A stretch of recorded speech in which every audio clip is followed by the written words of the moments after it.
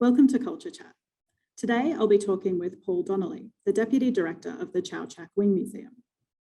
The museum has been open for just a year now, but has already welcomed 86,000 visitors. I'm going to be talking to Paul about the creative ways that he and his colleagues tell stories using the objects in the museum. Hi, Paul. Thanks for joining us. Can you tell us what it's been like to have the doors of the Chau Chak Wing Museum open again after our long lockdown? Well, it's a great relief because the museum is all about welcoming guests, and we were created partly to be a welcoming gateway to people who otherwise wouldn't have the opportunity or the need to come to the University of Sydney. So to be closed is anathema to our very being. So it's a great relief.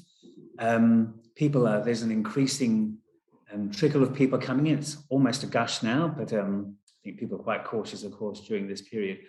Paul, can you tell us a bit about the object-based learning classes that you run at the museum? Yeah, well, one of the most exciting things about this 8,000 square metre building was actually the 3 object-based learning studios and a whole new position, which is actually a shared role between Eve Gary and Jane Thodgerson, and they're our academic engagement curators. And the new infrastructure and this role meant that we could proselytise the collections to corners of the campus who otherwise wouldn't be using the collections. We've, of course, in the past, since the 1850s, we've had classicists and archaeologists and art historians using our collections. Now is the opportunity for medical students, for architects, for business studies, for mathematicians.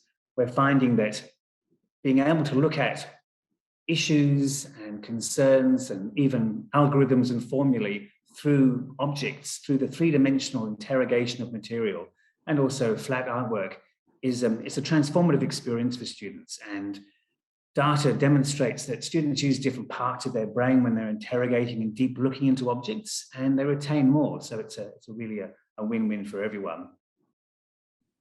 It was great to hear from Paul about how he and his colleagues use the objects in the museum to tell stories.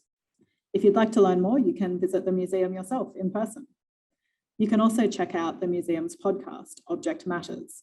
It's a great listen.